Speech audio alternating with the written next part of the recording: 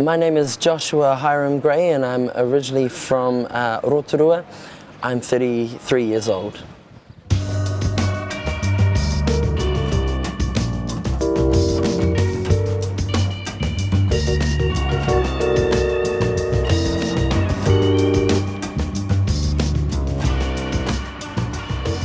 I was an embalmer. I did embalming for about 10 years. My father was a funeral director, my grandfather and my great-grandfather, so it's generational. And when I finished high school, my father asked me if I was interested in working at the funeral home, and I started on the grounds pretty much, doing the maintenance, the lawn mowing and all that kind of stuff, and then he asked me if I was interested in embalming, so I took that up. I was, but I guess it was more curiosity. I did it for a few years, but it doesn't fulfill me. To be honest, it doesn't. I don't really get into it.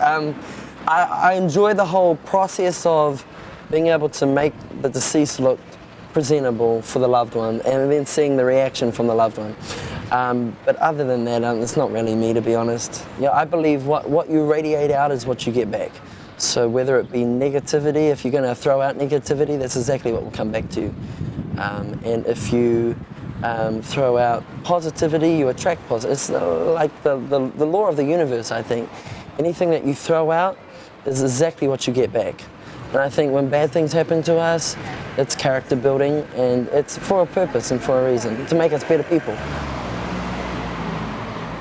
Exactly. I don't think failure is losing. I think failure is giving up. That's for me. If you lose at something, then you can go back and you can think, well, what can I do better that will help me improve for next time? I think a lot of our problems, especially in today's society, are first world problems. And it's like, well, I've got no credit on my phone, or things like that, where there's people out there who don't even have enough food to provide or sustain themselves. So we're very blessed, and even at my worst times in my life, I try and have that kind of thinking, because that's what kind of pulls you through, and you tend to think that you're not so bad off after all, like some people are in this world. When my last relationship finished a couple of years ago, I decided to give up embalming, and I wanted to do something that fulfilled me, not just for the money, but for the love, from my heart. So for the last year and a half, I've been a full-time musician, doing busking, gigging, concerts, recording, writing, and a bit of television stuff as well. So that's, at the end of the day, that's where my love is and my heart is, but unfortunately in this country it's not sustainable, and the income is, can have a lot one week and then have nothing the next week. So when I moved up here to be with my partner, I decided I wanted to find work that was sustainable. So I'm going back to full-time work. I'm working for the man. Unfortunately, I don't know if that's a good or bad thing. It will be for finances, but I know my heart is in my music. But I just know, like at the moment, it's not going to sustain what I want in my life. I wanted to be a musician. Yeah, I've had a little taste of success with my music. 2003, I won the Best Vocalist for Battle of the Bands in New Zealand, so that was quite cool. I won the New Zealand Country Music Entertainer of the Year in '94. I've got to tour with, I'm not sure if you've heard of Eddie Lowe. He's a country music artist. I've done some stuff recently with Brendan Dugan, and also performed alongside at a concert. Well, I got nominated for the up-and-coming New Zealand Country Music Artist of the Year this year, and performed with Juice Newton. I'm not sure if you've heard of Juice Newton. She sings it, "Just call me angel of the morning, darling," and Queen of the Hearts. So I got to, and she's a Grammy Award-winning artist. So that was quite a thrill for me. I'd love to travel a little bit more. I lived in Canada for a few years, in the States, and I've done some traveling in South America and Australia.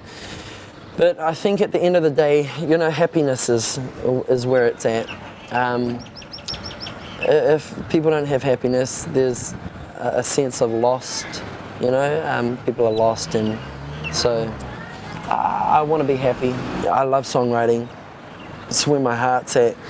some of the songs. You know, it's amazing. I think it was John Lennon or Paul McCartney said that music or writing a song is like getting bits of inspiration out of nowhere and putting them together. And I love doing that. I love feeding off creativity. And the great thing is, you know, I've recorded some of my songs. I've got like 10 songs up on a website called SoundCloud. You can go to Joshua Hiram Gray and check out my stuff on SoundCloud. And there's one live recording, but the others are just studio recordings. And it's neat to know that, you know, a lot of the songs, or every song that I write is a part of me and what I'm feeling and what's going on in my life situation at the time. So everything dies, everything has an end.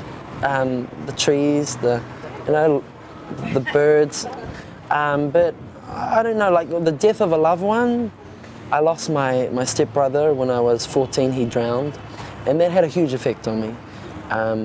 And I think losing somebody that you really care about and knowing that there's no way that you could see them again until probably after death, I believe in afterlife, it has a huge effect on your own mortality.